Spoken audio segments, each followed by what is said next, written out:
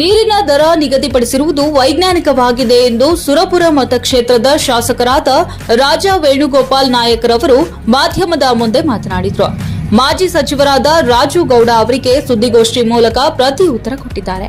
ನಗರಸಭೆಯಲ್ಲಿ ಜರುಗಿದ ಸಾಮಾನ್ಯ ಸಭೆಯಲ್ಲಿ ಎಲ್ಲಾ ಸದಸ್ಯರೊಂದಿಗೆ ಹಾಗೂ ಅಧಿಕಾರಿಗಳೊಂದಿಗೆ ಚರ್ಚಿಸಿ ತೀರ್ಮಾನ ಮಾಡಲಾಗಿದೆ.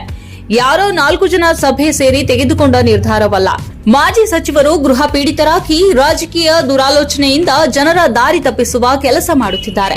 ನೀರಿನ ದರವು ಯಾರ ಖಾತೆಗೂ ಜಮಾವಾಗುವುದಿಲ್ಲ, ಅದು ನೇರವಾಗಿ ನಗರಸಭೆಯ ಖಾತೆಗೆ ಜಮಾವಾಗುತ್ತದೆ. ಮಾಜಿ ಸಚಿವರು ನಿಗಮ ಅಧ್ಯಕ್ಷರಾಗಿ ಕೆಲಸ ಮಾಡಿದವರು, 3 ಬಾರಿ ಶಾಸಕರಾಗಿ 1 ಬಾರಿ ಸಚಿವರಾದವರು. ಅವರಿಗೆ ಕನಿಷ್ಠ ಜ್ಞಾನದಿಂದ ಮಾತನಾಡಬೇಕು. ಜನರಿಗೆ ಮಾಹಿತಿ ನೀಡುವ ನೆಪದಲ್ಲಿ ತಮ್ಮ ಬೇಳೆಯನ್ನ ಬೇಯಿಸಿಕೊಳ್ಳಬಾರದು. ಪ್ರಸ್ತುತ ನಿಗಮದಿಂದ ನೀಡಿರುವ ಬಿಲ್ಲನ್ನ ಒಂದೇ ಬಾರಿಗೆ ಪಾವತಿಸುವಂತೆ ಹೇಳಿಲ್ಲ. ಜನರಿಗೆ ತಮ್ಮ ಅನುಕೂಲವಾಗುವಷ್ಟು ಭರಿಸಲು ತಿಳಿಸಿದೆ. ಈಗ ಮುಂದಿನ ದಿನಗಳಲ್ಲಿ ಜಿಲ್ಲಾ ಪಂಚಾಯಿತಿ ಮತ್ತು ತಾಲೂಕು ಪಂಚಾಯಿತಿ ಚುನಾವಣೆಗಳು ಬರುತ್ತಿವೆ. ಅದಕ್ಕಾಗಿ ಈಗ ಇವರಿಗೆ ಜನಗಳ ಚಿಂತೆ ಕಾಡುತ್ತಿದೆ. ಸುರಪುರ ಮತಕ್ಷೇತ್ರದ ಜನರು ಪ್ರಜ್ಞಾವಂತರಿದ್ದಾರೆ, ಅವರಿಗೆ ಯಾಮಾರಿಸಲು ಸಾಧ್ಯವಿಲ್ಲ.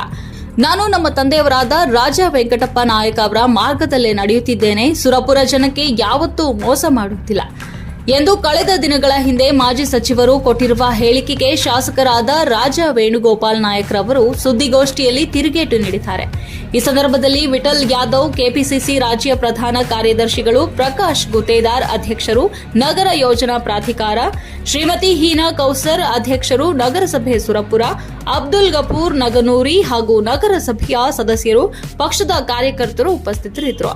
ವರದಿ ಉಸ್ಮಾನ್ ಚಿತ್ತಾಪುರ, ಹಂಸ ಟಿವಿ.